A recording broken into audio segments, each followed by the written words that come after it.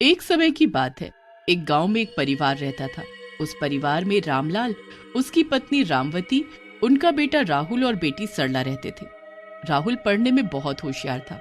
उसने अपने कॉलेज की पढ़ाई शहर में रहकर ही की थी। राहुल को एक दिन अमेरिका से नौकरी का ऑफर आता है।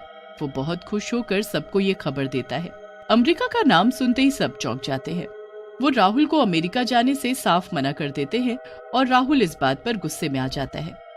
आपको अंदाजा भी है कि मैंने कितनी मेहनत की है इस नौकरी को पाने के लिए। मुझे ये नौकरी मिली है, वो भी इतने लोगों में। आप लोगों को तो खुश होना चाहिए कि अब हमारे दिन अच्छे हो जाएंगे। हाँ।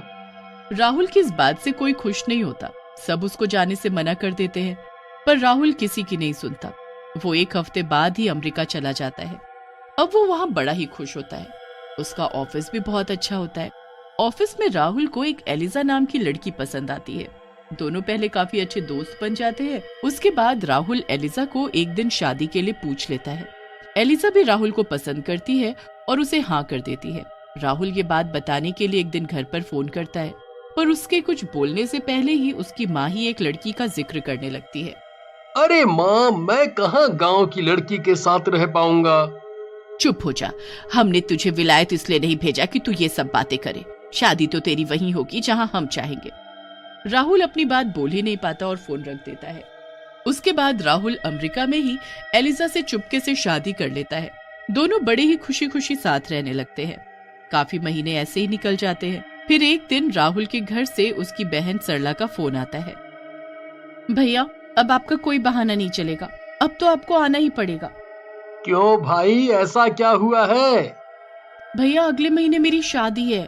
आप बस जल्दी से टिकट करवाओ और गांव आ जाओ। अरे वाह, ये तो बड़ी खुशी की बात है।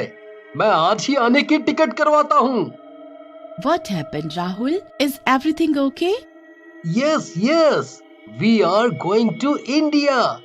My sister is getting married. Oh wow! वहाँ तो बहुत मजे आएंगे। राहुल अपने साथ एलिजा की भी टिकट करवा देता है और उसे अपने साथ गांव ले जाने का सोच लेता है। राहुल थोड़ा घबराया हुआ भी होता है कि पता नहीं घर वाले एलिजा को देखकर कैसे रिएक्ट करेंगे, पर वो सरला की शादी के लिए बड़ा खुश भी होता है। दोनों गांव पहुंच जाते हैं। गांव के सब लोग अंग्रेजी लड़की को राहुल के साथ देखकर बड़े हैरान होते हैं। पूरे गांव की भीड़ एलिजा को देखने के लिए इकट्ठी हो जाती है। एलिजा को यह सब बड़ा अच्छा लग रहा होता है। वो गांव देखकर बड़ी ही खुश होती है। सब लोग राहुल से पूछने लगते हैं कि उसके साथ वो लड़की कौन है, तो राहुल सबको बता देता है कि वो उसकी बीवी है। अब राहुल और एलिजा जब घर पहुंचते हैं तो उसके माँ बाप भी एलिजा को देख बड़े हैरान होते हैं। ये लड़की कौन है बेटा? माँ, ये आपकी बहू है। हे भगवान, ये तू क्या बोल रहा है? ये अंग्रेज और मेरी बहू? नहीं, ये सच नहीं है। माँ, एलिजा बहुत अच्छी लड़की है। हम बहुत खुश हैं। खुश हम कुछ नहीं जानते। हमें तुझे बाहर पढ़ने के लिए भेजना ही नहीं चाहिए था।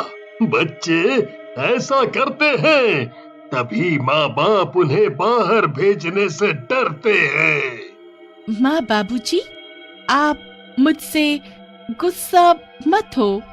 तू चुप कर चुड़ैल और निकल जा मेरे घर से। एलिसा ऐसे सुनकर रोने लगती है। राहुल को ये सब बिल्कुल अच्छा नहीं लगता। वो बहुत गुस्सा होता है। अगर एलिसा गई तो मैं भी वापस जाऊंगा। नहीं माँ, ऐसा मत करो। मेरी शादी में भैया नहीं हुए तो मेरी शादी न रुक जाए। सरला की शादी की खातिर उसकी माँ एलिजा को अपने घर में घुसने देती है, पर वो एलिजा को जरा भी पसंद नहीं करती। वो उसी दिन से एलिजा को हर वक्त परेशान करने लगती है। एलिजा को कुछ समझ नहीं आता कि वो क्या करे। वो राहुल को कुछ नहीं बताती, पर राहुल की माँ का परेशान करना कम नहीं होता।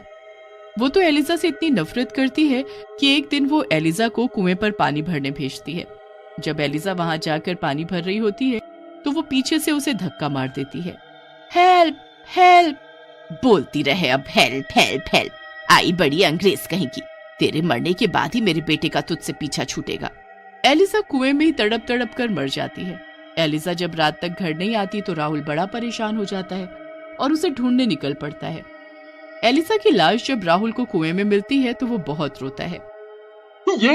ये कैसे हो गया एलिसा? तुम मुझे छोड़कर नहीं जा सकती, ऐसा नहीं हो सकता। ये आज पानी भरने जाने की जिद तो कर रही थी, पर मुझे नहीं पता था इसके साथ ऐसा कुछ हो जाएगा। राहुल को जरा भी शक नहीं होता कि ये सब उसकी माँ का किया धरा है। कुछ दिन बाद ऐसे ही निकल जाते हैं। फिर एक दिन राहुल की माँ शाम के वक्त पानी भरने जाती है। जब वो पानी की बाल्टी बाहर निकाल रही होती है तो अंदर से आवाज आती है, मैं वापस आ गई हूँ। हे भगवान, ये आवाज कैसी है? तू अब मेरे हाथों मारी जाएगी। यहाँ तो जरूर कुछ गड़बड़ है। राहुल की माँ वहाँ से डरकर भाग जाती है। उसके बाद कुएं से एक चुड़ैल बाहर निकल कर आती है। इस बुढ़िया को अब मैं नहीं छोड़ूंगी, बहुत परेशान किया था इसने मुझे, अब मेरी बारी। अंग्रेज चुड़ैल अपनी सास के पीछे पीछे घर तक आ जाती है। रात को जब उसकी सास सो रही होती है तो अंग्रेज चुड़ैल उसके सर के पीछे आ खड़ी होती है। मुझे मारकर कैसे सुकून से सो रही है, पर अब मैं इसे न सोने दूंगी न जीने दूंगी।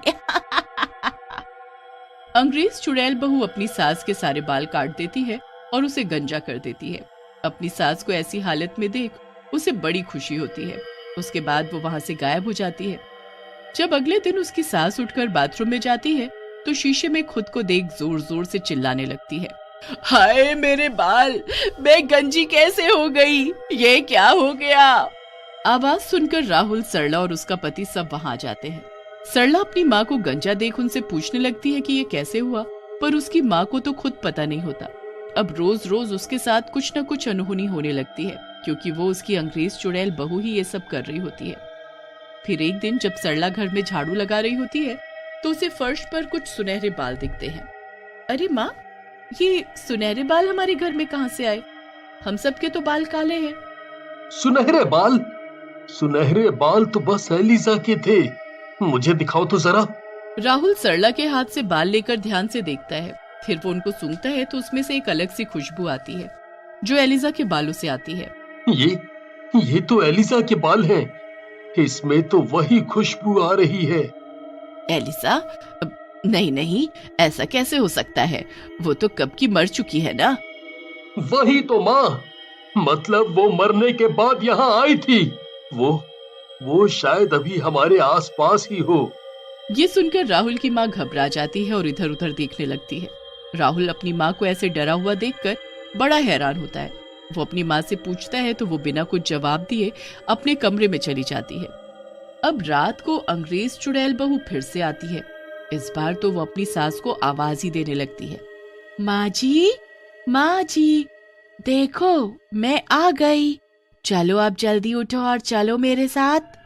आवाज सुनकर उसकी सास अचानक डरकर उठ जाती है और अपने सामने अंग्रेज चुड़ैल को देखकर पसीने पसीने हो जाती है। चलो माँ जी, मैं आपको लेने आई हूँ। नहीं, ये सब सच नहीं है, ये सब सपना है। ये कोई सपना नहीं है, ये सब सच है, चलो अब मेरे साथ। पर कहाँ? तू मुझे कहाँ ले जाना चाहती है? जहाँ तूने मुझे धक्का देकर मार डाला था, वहीं लेकर जाऊंगी तुझे और ऐसे ही मारूंगी। नहीं, ऐसा मत करो, मुझसे गलती हो गई, मुझे माफ कर दो। चुड़ैल अपनी सास को डरा धमका कर कुएं पर ले जाती है। उसके बाद वो चुड़ैल अपनी सास को धक्का देने लगती है कि तभी राहुल अपनी माँ को गिरने से बचा लेता है। राहुल मेरा बेटा, अच्छा हुआ तू आ गया, मुझे बचा ले। नहीं, हटो दूर, मैं इस औरत को मार कर रहूंगी। पर क्यों? क्या किया है इन्होंने मुझे इसी कुएं में पानी लेने के लिए बाहर से भेजा और फिर धक्का दे दिया। मैं तड़प तड़प कर मर गई। क्या ये सच है माँ? मुझे लग ही रहा था कि कुछ ना कुछ गड़बड़ जरूर है। घर में सुनहरे बाल मिलना और फिर आपका ऐसे डरे डरे रहना। उस दिन से मैं हर वक्त आपके ऊपर नजर रखे हुए था और आज सच सामने आ गया। ऐसा क्यों किया आपने माँ? ऐसा क्यों किया? बेटा, मैंने तो तेरा इस अंग्रेजन से पीछा छुड़ाने के लिए ये सब किया था। मैं बहुत खुश था इसके साथ माँ, बहुत खुश। आपने बहुत बुरा किया, इसके साथ भी और अपने बेटे के साथ भी। मैं अब आपके साथ नहीं रह सकता। एलिजा, तुम मेरी माँ को छोड़ दो। इनको सजा मैं खुद दूंगा।